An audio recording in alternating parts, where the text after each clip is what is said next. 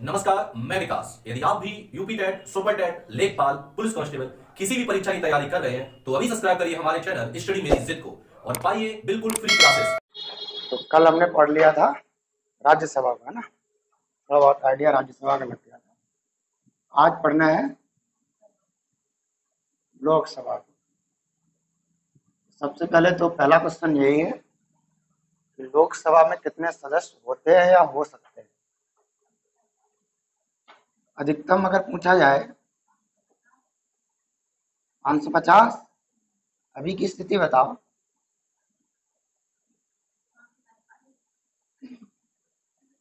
ये maximum strength है, अधिकतम लोग इतने हो सकते हैं, ठीक। हालांकि वर्तमान स्थिति ये नहीं है। अब 552 सदस्य हो सकते हैं, उसमें से भी दो प्रकार के सदस्य होंगे। एक जिनका निर्वाचन हुआ होगा, मतलब जो लोग चुनाव के जरिए से आए होंगे, और एक जिनको राष्ट्रपति ने मनोनीत किया होगा। तो राज्यसभा के तो आपको पता चल गया कितने सदस्य होते हैं मनोनीत, 12। और लोकसभा में 2 क्या होते हैं, आंग्लो भारतीय, इनको एंग्लो इंडियन कह लो। इनका मनोनयन किसके द्वारा होता है, राष्ट्रपति के द्वारा। अगर 552 में से 2 ही सदस्य मनोनीत किया जा सकते थे तो बचे हुए कितने बचे, 550 सदस्य निर्वाचित होकर लोकसभा पहुंचे। ये तो था मैक्सिमम स्ट्रेंथ। वर्तमान स्थिति क्या है,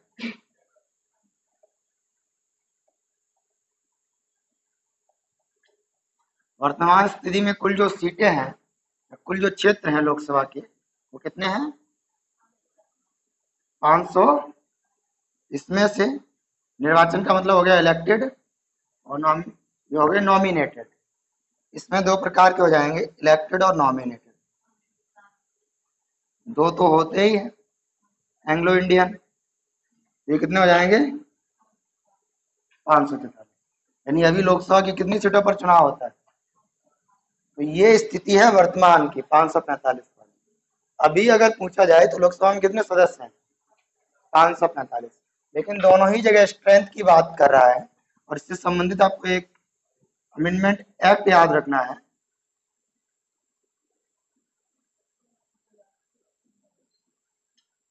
वन 104वां संविधान संशोधन अधिनियम 2019। इसमें ये जो 2 आंग्ल भारतीय आपको सदस्य दिख रहे हैं, जिनका मनोनयन भारतीय राष्ट्रपति के द्वारा किया जाता था, इसको निष्प्रभावी कर दिया गया है। 2 एंग्लो इंडियन सदस्यों का जो मनोनयन था वो क्या कर दिया गया है, निष्प्रभावी कर दिया गया। परंतु व्यवस्था ये दी गई है, वर्तमान स्थिति बनी रहेगी। अब ये क्या बात है, नहीं पता। यदि मतलब इस समय कोई एंग्लो इंडियन राज्य की विधानसभा में भी होते हैं, यूपी में एक था, अभी हट गया। देश की संसद में कितने हैं, चूंकि हम देश की लोकसभा को पढ़ रहे हैं, लोकसभा में कितने थे, 2। और राज्यों में किसी किसी राज्य में एक एक सदस्य एंग्लो इंडियन होता है। ये कहता है 104 अमेंडमेंट एक्ट 2019 कि वर्तमान में जो आंग्ल भारतीय समुदाय के जो 2 सदस्य लोकसभा में हैं, वो अपने कार्यकाल तक बने रहे, यानी जब तक उनका कार्यकाल खत्म नहीं होगा। लेकिन अगली बार से ये नहीं चुने जाए, यानी अगली बार से इनका मनोनयन नहीं होगा। तो जब बाद में आप देखोगे, अभी कब चुनकर आया लोकसभा, 2019 में मोदी जी की सरकार आई दोबारा, तभी तो हमने लोकसभा को नया गठन किया इसका। अब ये कब तक चलेगा,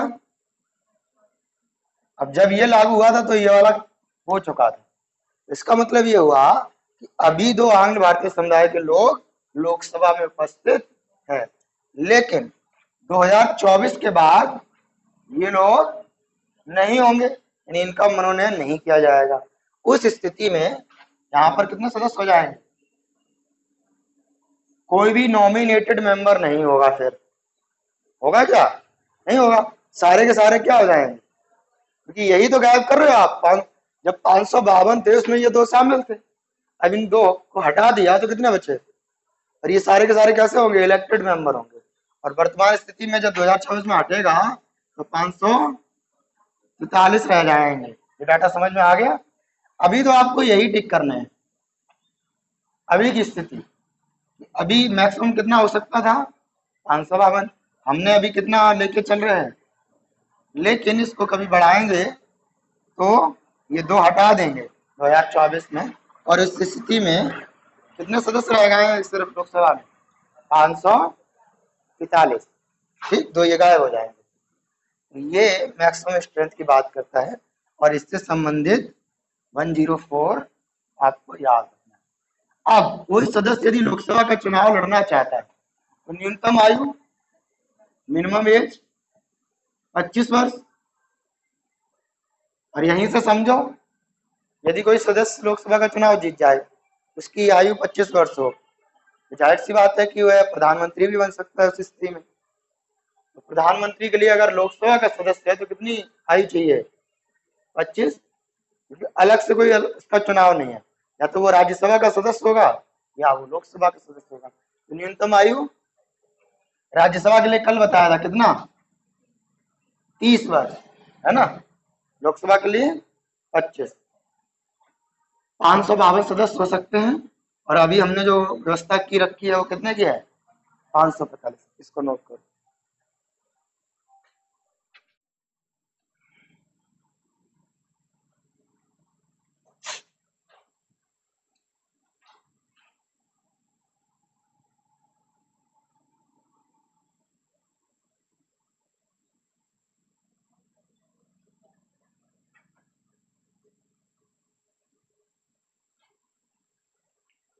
आगे पढ़ रहा है लोकसभा की क्या शक्तियां हैं और क्यों जरूरी है, मतलब क्या कार्य करता है लोकसभा।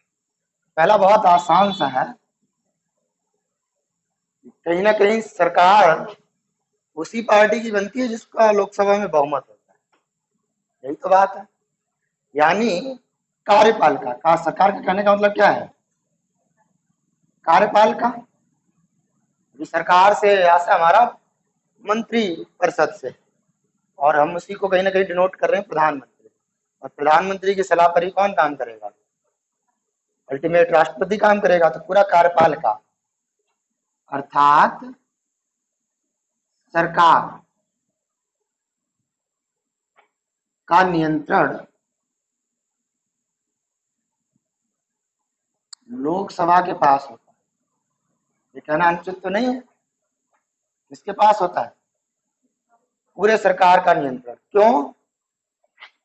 क्योंकि मंत्री परिषद, बताया था मैंने, सामूहिक रूप से किसके प्रति जिम्मेदार है? पूरा मंत्री परिषद, लोकसभा।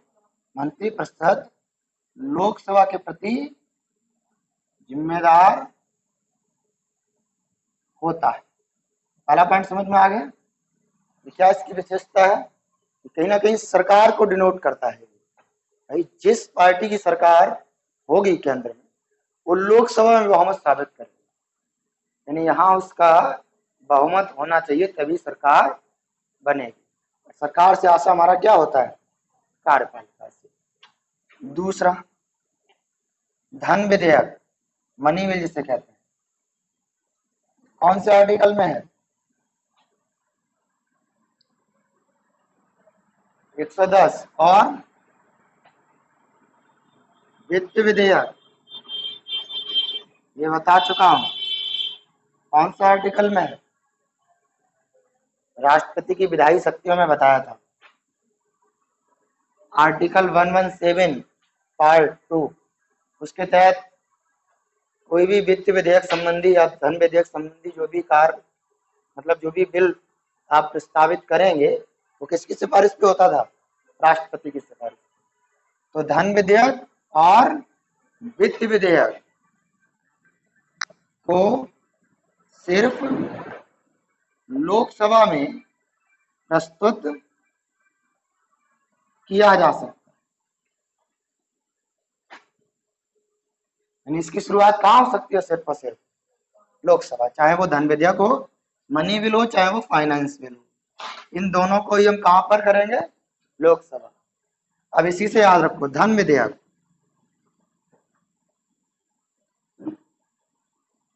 एवं, और कल एक बताया था राज्यसभा के लिए संविधान संशोधन अधिनियम, संविधान संशोधन बिल कहोगे तो वो विधेयक हो जाएगा। विधेयक पर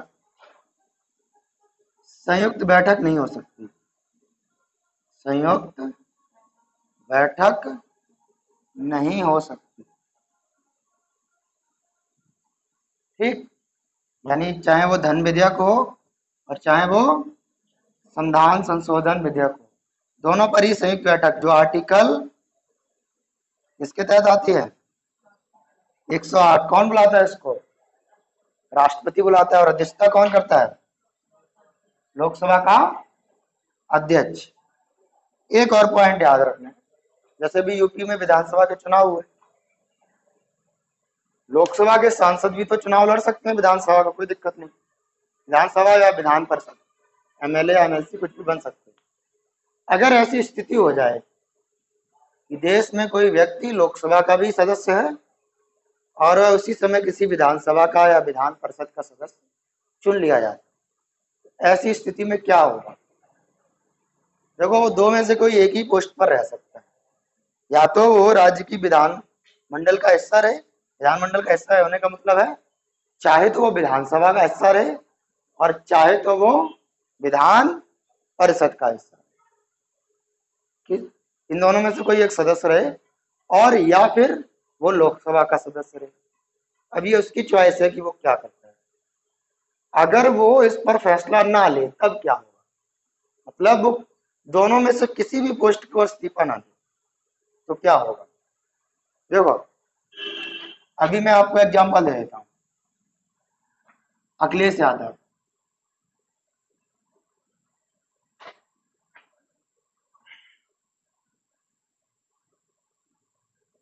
कहां से सांसद थे लोकसभा के, आजमगढ़ से, आजमगढ़ लोकसभा सीट से सांसद थे। फिर उन्होंने चुनाव लड़ा विधानसभा का, वो विधानसभा में भी निर्वाचित हो गए, मतलब विधायक भी बन गए, एमएलए बन गए। अब जो नियम कहता है उसके आधार पे या तो वो सांसद रहते या वो विधायक रहते, है ना। अब उन्होंने चुना क्या, विधायक ही चुनी, मतलब उन्होंने अपने लोकसभा सदस्य के पद से इस्तीफा दे दिया, यही तो हुआ। अगर वो ऐसा नहीं करते तो क्या हो, तो 14 दिन का टाइम मिलता, जिस दिन से वो शपथ लेते विधायकी की, उस दिन से कितने समय का, 14 दिन का। 14 दिन के बाद यदि कोई व्यक्ति 14 दिनों के अंदर दोनों पदों पर रहते हुए, यानी विधायक भी और सांसदी के पद पर रहते हुए भी इस्तीफा नहीं देता है किसी भी एक का, चाहे तो वो विधायकी का दे दे, बस सांसद बने रहे। अगर नहीं देगा तो 14 दिन के बाद स्वतः क्या हो जाएंगे, सांसद के पद से निष्कासित माने जाएंगे, मतलब उनको हटा हुआ माना जाएगा। तो कोई भी व्यक्ति यदि लोकसभा का सदस्य है और एमएलए हो चाहे एमएलसी हो, दोनों के लिए एक ही नियम, और एमएलए विधानसभा और एमएलसी विधान परिषद, इन दोनों को मिला दोगे तो क्या कह देंगे हम उसको, विधान मंडल। इसको क्या कहते हैं भाई, जैसे हम संसद कह देते हैं, संसद सदस्य है, इसका ये मतलब क्या हो सकता है वो लोकसभा का सदस्य हो सकता है वो, इसी प्रकार से विधानमंडल के दो सदन होते हैं, विधानसभा और विधान। अब ये अलग तथ्य है कि सभी राज्यों में विधान परिषद नहीं होता है। तो अगर इन दोनों का विधानमंडल का सदस्य तो 14 दिन के बाद उसे लोकसभा सदस्य पद से हटा हुआ माना जाता है, ठीक। ये भी लोकसभा की एक विशेषता है, किसका पद चला जाएगा, सांसदी का पद अपने आप स्वतः चला जाएगा, ठीक। इतना लिख लो फिर आगे बढ़ो।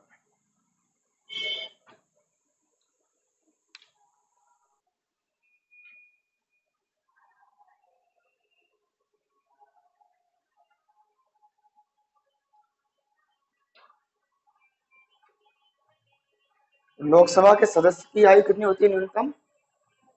25 वर्ष। अब उन्हीं सदस्यों में से कोई एक अध्यक्ष होता है, लोकसभा का अध्यक्ष। लेकिन उससे पहले हमें पढ़ना है लोकसभा का प्रोटेम स्पीकर। स्पीकर से पहले किसको पढ़ना है? Pro tem speaker. अब ये क्या वर्ड होता है? देखो, अगर आप लोकसभा अध्यक्ष को समझो तो वह भी सदन का कोई ना कोई सदस्य रहेगा लोकसभा का। उन्हीं सदस्यों में से जो भी रूलिंग पार्टी होगी विशेषकर, वो अपने किसी एक सदस्य को अध्यक्ष पद के लिए निर्वाचन में खड़ा करेगी। अब ये अलग बात है कि वो निर्विरोध चुना जाता है, परंपरा कुछ ऐसी रहेगी, लेकिन उसका निर्वाचन होता है अध्यक्ष पद। अब जब तक निर्वाचन नहीं है तब तक के लिए क्या बनाया जाता है? अभी ऐसा क्यों होता है? जरूरत क्यों पड़ती है प्रोटेम स्पीकर की? हम डायरेक्ट स्पीकर क्यों नहीं चुनते? तो लोकसभा के जब नया चुनाव होगा, जिसे आम चुनाव कहते हैं, आम चुनाव के बाद सारे सदस्य नए रूप में जाएंगे, उनको शपथ लेनी पड़ेगी। पहले तो सदस्य की अपनी शपथ होती है लोकसभा, और वो शपथ उसे दिलाएगा कौन? क्योंकि सदस्यों की शपथ कहीं ना कहीं स्पीकर ही दिलवाता है। अब स्पीकर तभी बनेगा जब पहले वो सदन का सदस्य हो जाएगा। कोई भी चुनना जाना हो, हमें नहीं पता ऐसे कौन चुना जाएगा, तो उससे पहले ही एक ये परमानेंट स्पीकर नहीं है, सिर्फ उस नई लोकसभा को पूर्णतः चलाने के लिए, स्टार्ट करने के लिए हम एक प्रोटेम स्पीकर चुन लेते हैं। और ये कौन चुनता है? राष्ट्रपति। जो भी नई लोकसभा निर्मित हुई है, नई लोकसभा में से सामान्यतः क्या होता है? किसको चुना जाता है? सामान्यतः वरिष्ठ सदस्य को चुना जाता है। वरिष्ठतम कह सकते हैं हम, या वरिष्ठ कह लें। यानी अब ये जरूरी नहीं है कि जो प्रोटेम स्पीकर होता है वो रूलिंग पार्टी का ही हो। जैसे अभी बीजेपी सत्ता में है, ये जरूरी नहीं है कि प्रोटेम स्पीकर जब शुरुआत में आया होगा तो इन्हीं का होगा। मैं एग्जांपल दे रहा हूँ आपको। 2014 में बीजेपी जीत कर आई, लेकिन उस टाइम पर जो प्रोटेम स्पीकर की भूमिका थी वो कमलनाथ ने निभाई थी। कमलनाथ कौन सी पार्टी से है? मध्य प्रदेश के कई बार मुख्यमंत्री रहे, कांग्रेस से, इस पार्टी से हैं। तो इसमें ये कोई नियम नहीं है कि जो प्रोटेम स्पीकर होगा वो रूलिंग पार्टी से होगा, ऐसा कहना गलत है। राष्ट्रपति सिर्फ क्या देखता है कि उस जो जितने भी सदस्य चुनकर आए हैं उसमें से सबसे वरिष्ठतम या सबसे उम्र वाला व्यक्ति कौन है, उस आधार पे उसको प्रोटेम स्पीकर बनाया जाता है। अब इसके कार्य क्या है प्रमुख? तो पहला कार्य, जो पहली बैठक होगी नई लोकसभा की, नई लोकसभा की प्रथम बैठक की अध्यक्षता। आपने संविधान का ऐतिहासिक पृष्ठभूमि पढ़ा था, उसमें जो कार्यकारी अध्यक्ष बनाए गए थे ना, उसके बाद चुना गया 11 दिसंबर 1946 को डॉक्टर आजाद प्रसाद। जो 9 दिसंबर को बैठक हुई थी उसमें कौन थे? सच्चिदानंद सिन्हा। मतलब शुरुआत करने के लिए प्रथम बैठक की अध्यक्षता किसने की थी? सच्चिदानंद सिन्हा ने। प्रथम बैठक की अध्यक्षता यहाँ कौन करेगा? Pro tem speaker. और क्या काम है? जब वो अध्यक्षता करेगा तो जितने भी नए सदस्य आए उन सभी को शपथ दिलाएगा। तो नए सदस्यों की शपथ और कुछ करेगा? देखो, शपथ हो जाएगी, उसके बाद ही परमानेंट स्पीकर का निर्वाचन होगा। तो उसका निर्वाचन भी कौन कराएगा? अभी स्पीकर का निर्वाचन हुआ ही नहीं, तो वो निर्वाचन भी किसको करवाना है? तो नए लोकसभा अध्यक्ष का निर्वाचन। हालांकि ये सिर्फ नाम का होता है, प्रस्ताव रखा जाता है और सभी लोग वोट करते हैं। विपक्षी पार्टियां खड़ा नहीं करती हैं यहाँ पर, क्योंकि ऐसी परंपरा रही है संसदीय प्रणाली में कि रूलिंग पार्टी जिसे अपना नेता, मतलब सदन में जिसे अपना अध्यक्ष पद के लिए कैंडिडेट बनाती है, उसी को सारे लोग सपोर्ट करते हैं। अध्यक्ष का निर्वाचन सिर्फ नाम मात्र का होता है, उसमें कोई बहुत बड़ी प्रोसेस नहीं होती है, लेकिन फिर भी पूरे अध्यक्ष के निर्वाचन की जिम्मेदारी किसके पास होती है? ये 3 कार्य आपको याद रखने जो स्पीकर के बिना होते हैं लोकसभा में। पहली बैठक, क्योंकि उस टाइम तो सभी नए हैं भाई। अगर इस क्लास में एक नई क्लास बने, सब लोग बच्चे एडमिशन ले लें, पता नहीं कहाँ कहाँ से आ रहे हैं, अब मॉनिटर बनाना है, तो पहले दिन हम ऐसे ही किसी को खड़ा करते, ठीक, पहले दिन नहीं पता, बाद में चुन लेंगे किसी का चुनाव कर लेंगे, वोटिंग करवा लेंगे। तो पहली बैठक की अध्यक्षता सभी नए जो सदस्य चुनकर आए हैं उनकी शपथ दिलवाएगा, और जो परमानेंट स्पीकर है उसके लिए निर्वाचन प्रोसेस को भी पूरा कराएगा। कौन कराएगा? अब इसको कैसे चुना जाता है? जो भी नई लोकसभा होती है, मैंने आर्टिकल 87 पढ़ाया था, उसमें क्या था कि राष्ट्रपति सूचित करेगा दोनों सदनों को और अभिभाषित कर सकता है, मतलब संबोधन दे सकता है। अब संबोधन कब देता है? या तो प्रत्येक वर्ष के पहले सत्र की शुरुआत पर, जो सामान्य तौर पर बजट सत्र होता है, या नई लोकसभा के गठन के बाद। नई लोकसभा के गठन के बाद कौन सूचित करेगा? राष्ट्रपति सभी को। पहली बैठक राष्ट्रपति सूचित करेगा सभी नए सदस्यों को, और उसी दौरान जब उसके पास लिस्ट जाएगी उसमें से वो एक व्यक्ति को क्या बना देगा? प्रोटेम स्पीकर, जिससे यह तय किया जा सके कि जब पहली बैठक होगी तो उसमें स्पीकर का पद कौन संभालेगा, और उसके बाद उसका चुनाव करवा दिया जाएगा। ठीक, अब बात करते हैं लोकसभा के अध्यक्ष की। उसको लिख लो फिर बताओ।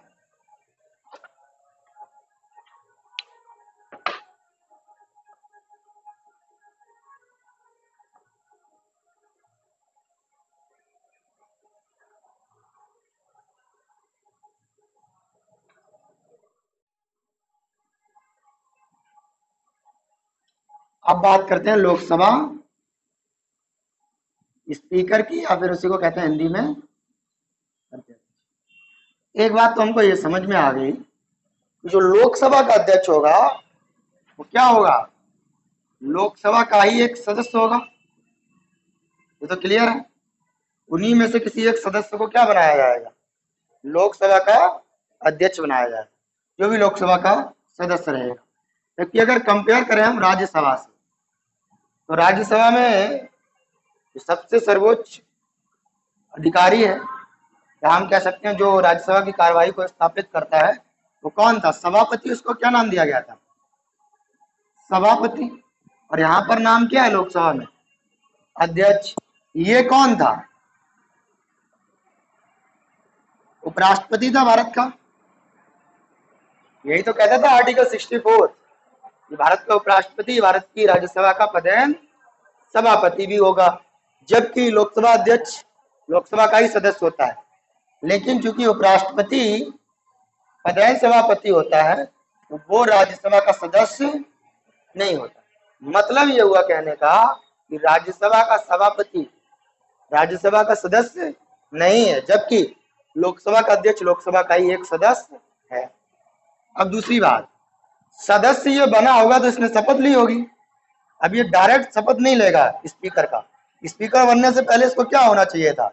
लोकसभा का सदस्य होना चाहिए था। तो इसकी जो शपथ है वो अलग से अध्यक्ष पद की नहीं, किसकी है?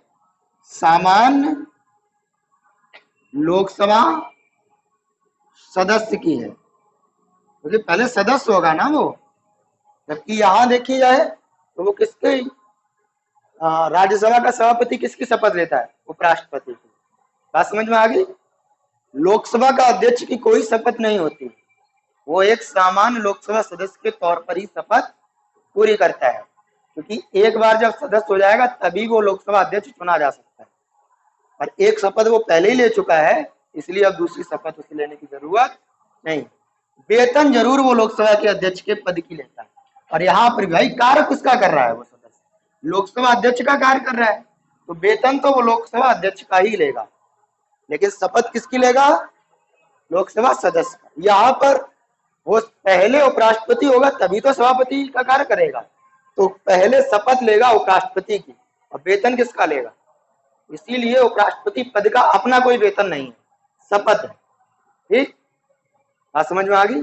अब यहाँ पर ऐसा नहीं कि सदस्य का कोई वेतन नहीं होता है, सांसद का अपना वेतन होता है, लेकिन जो लोकसभा अध्यक्ष हो जाएगा वो लोकसभा अध्यक्ष पद का वेतन चार्ज करेगा। ठीक, बात समझ में आ गई? और क्या कह रहे हैं इसमें? देखो, जब लोकसभा का अध्यक्ष होगा तो लोकसभा की बैठकों का संचालन यही करेगा, ये लोकसभा की बैठकों का संचालन करता है। ठीक, और एक आर्टिकल 100 में इसका और दिया गया वोटिंग का। देखो, सामान्यतः लोकसभा अध्यक्ष किसी भी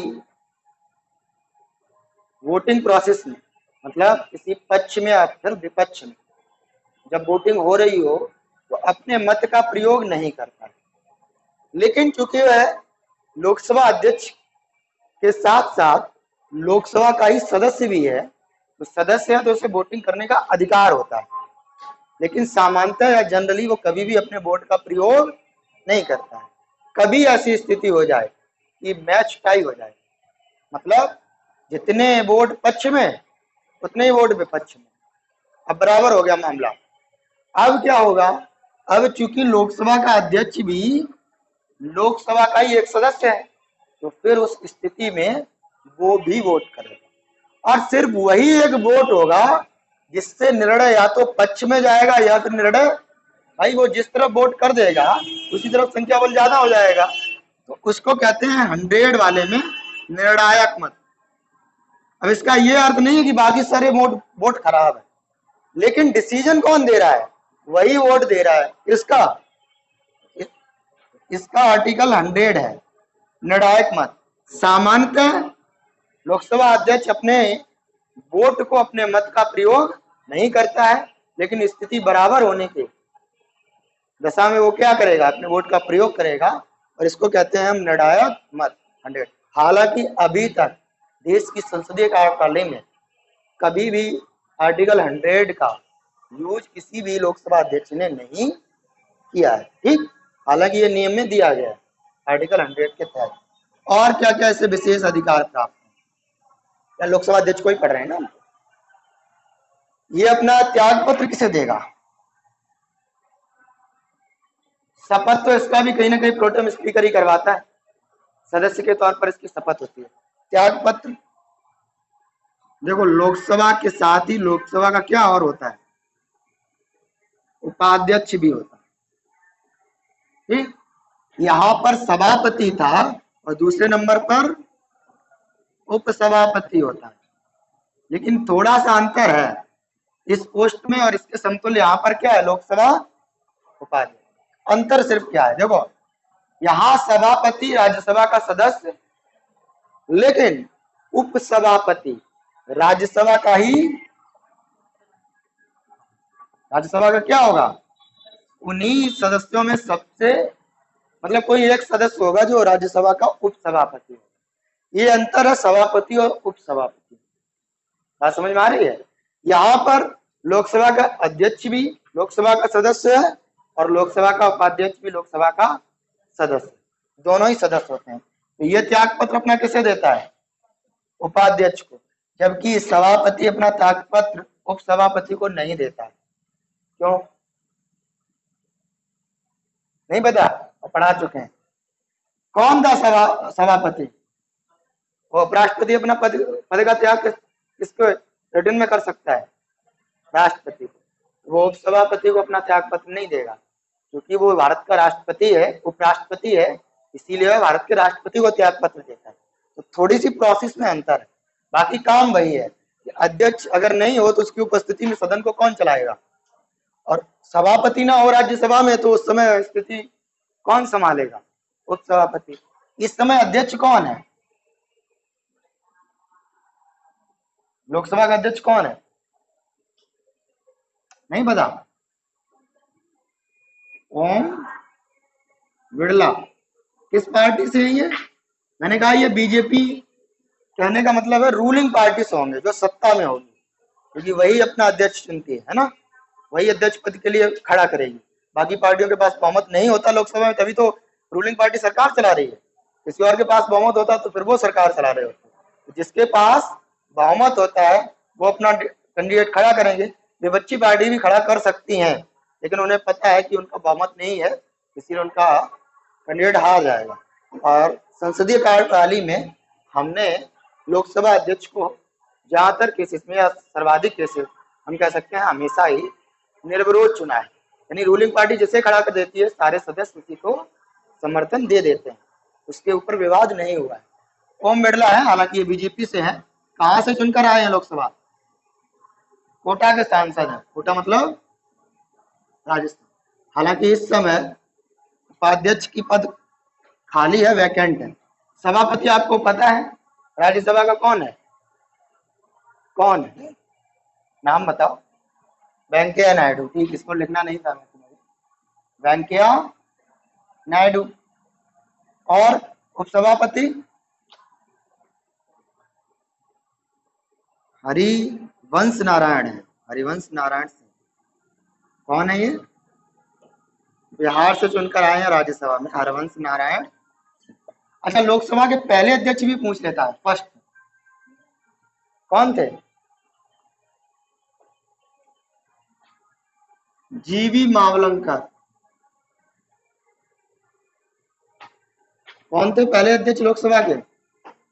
जीवी मावलंकर। पहली महिला अध्यक्ष भी पूछ लेता है कभी कभी। नहीं, कुछ नहीं, महिला का नहीं पता। फर्स्ट वुमेन स्पीकर कौन था? मतलब पहली महिला अध्यक्ष कौन था? मीरा कुमार। पहली महिला अध्यक्ष कौन था? मीरा कुमार। और दूसरी दो ही हुई हैं, सुमित्रा महाजन। ये हरिवंश नारायण सिंह है और ये वेंकैया नायडू। तो त्याग पत्र अपना किसे देता है लोकसभा उपाध्यक्ष को, और लोकसभा उपाध्यक्ष अपना त्याग पत्र लोकसभा अध्यक्ष को। छठवीं बात करें, कोई भी एक धन विधेयक बताया था आर्टिकल 110 में से पहले कि कोई भी विधेयक धन विधेयक है या नहीं है। देखो, धन विधेयक को सिर्फ और सिर्फ लोकसभा में प्रस्तुत किया जा सकता है। अब लोकसभा अध्यक्ष बताएगा कि ये धन विधेयक है या नहीं है। तो धन विधेयक की चेकिंग कौन करता है? लोकसभा अध्यक्ष। कि कोई भी विधेयक धन विधेयक है या नहीं है, इसका निर्णय कौन देगा? लोकसभा अध्यक्ष। आर्टिकल कौन से में आता है ये? 110। और कोई विशेषाधिकार प्राप्त है लोकसभा अध्यक्ष को? तो एक अनुसूची है 10वीं। क्या दिया गया था इसमें? 10वीं अनुसूची, दल बदल कानून वाला है ना। कौन से संविधान संशोधन में आया था?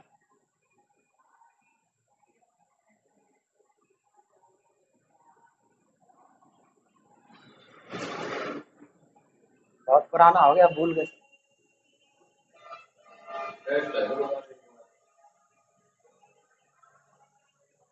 नौवीं पहली अनुसूची थी जो अलग से जोड़ी गई, 10वीं दूसरी थी। मैंने ट्रिक भी बताई थी। नौवीं को पहला मान लो तो वो पहले संविधान संशोधन में ही आई, और 10वीं को दूसरा मानोगे तो लास्ट में उसके 2 दिखेगा, 52। 11वीं को तीसरा मानो तो वो 73 दिखेगा, और 12वीं को चौथा मानो तो वो 74 दिखेगा, है ना। तो कौन से संविधान संशोधन में? 10वीं का मतलब 8 तो मूल थी, 10वीं यानी दूसरी थी। तो 52वें संविधान संशोधन में क्या दिया गया है? दल बदल कानून। अब देखो, लोकसभा का कोई सदस्य है, उस पर दल बदल कानून लगेगा या नहीं लगेगा, इसका निर्णय भी कौन करता है? लोकसभा। ये पावर भी लोकसभा अध्यक्ष को ही। लोकसभा में कोई सदस्य है, मान लो वो कोई दल अपना चेंज कर रहा है, उस पर ये कानून लगेगा या नहीं लगेगा, इसका फैसला भी लोकसभा। और ये कई बार देखने को मिला है, रामविलास पासवान वाले केस में भी देखने को मिला कुछ दिन पहले। चाचा की पार्टी अलग हो गई, मतलब चाचा जी अलग हो गए, अभी तो पशुपतिनाथ पारस, रामविलास पासवान लोजपा से हैं शायद, मुझे याद नहीं। वो जब एक्सपायर कर गए तो उनके बेटे थे चिराग पासवान, उन्होंने हक जताया उस पार्टी पे, और उनके भाई थे, छोटे भाई रामविलास पासवान के, पशुपतिनाथ पारस, उन्होंने अपना हक जताया। अब ये किस पर लागू होगा, मतलब किसको सदस्य नहीं माना जाएगा उस पार्टी का, ये फैसला कौन करेगा? उन्होंने फिर किसके पक्ष में फैसला दिया? पशुपतिनाथ पारस, और उसी के तहत फिर उनको एक मंत्री बना दिया गया, एक मंत्री पद उनकी पार्टी को मिला हुआ। तो दल विधेयक से संबंधित जो भी कानून है, उस पर जो भी निर्णय लेना होगा वो कौन लेगा? लोकसभा अध्यक्ष। और देखो, संसदीय में कुछ जो भी संसदीय कार्यप्रणाली है उसको बनाए रखने के लिए कुछ समितियां बनाई जाती हैं, लोक लेखा समिति है ना, पब्लिक अकाउंट समिति, ये सारी चीजें जो है वो कुछ समितियों के जरिए से, यानी उसमें कुछ राज्यसभा के सदस्य हो सकते हैं, कुछ लोकसभा के, फिक्स होता है सब कुछ, कितने सदस्य कहाँ से होंगे, या ऐसा भी हो सकता है कि पूरी की पूरी समिति लोकसभा से हो या राज्यसभा से। तो जो संसदीय समितियां होती हैं, अगर वो लोकसभा से है तो उस पर नियंत्रण किसका रहेगा? यानी कि लोकसभा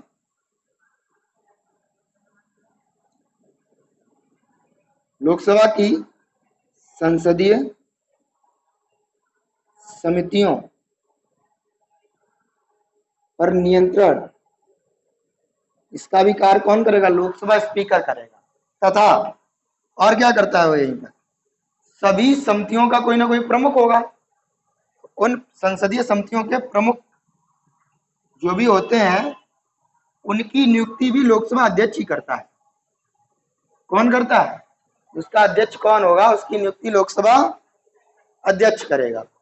बाकी संसदीय समिति जो भी लोकसभा से होगी उस पर नियंत्रण भी, कुछ समितियां ऐसी भी होती हैं जिनका अध्यक्ष स्वयं लोकसभा अध्यक्ष होता है, यानी जिसका प्रमुख लोकसभा अध्यक्ष स्वयं होता है। क्योंकि वो लोकसभा अध्यक्ष के पोस्ट पर है, इसीलिए उन समितियों का स्वतः ही क्या हो जाता है? अध्यक्ष बन जाता है। कौन कौन सी हैं याद रखना। एक है नियम समिति, इसका अध्यक्ष कौन होगा? जो भी उस टाइम का लोकसभा अध्यक्ष होगा, नियम समिति। कार्य मंत्रणा समिति, नियम समिति, कार्य मंत्रणा समिति। एक और समिति होती है सामान्य प्रयोजन समिति, ऐसा ही कुछ है शायद नाम उसका, सामान्य प्रयोजन समिति। इसका भी अध्यक्ष कौन है? लोकसभा स्पीकर।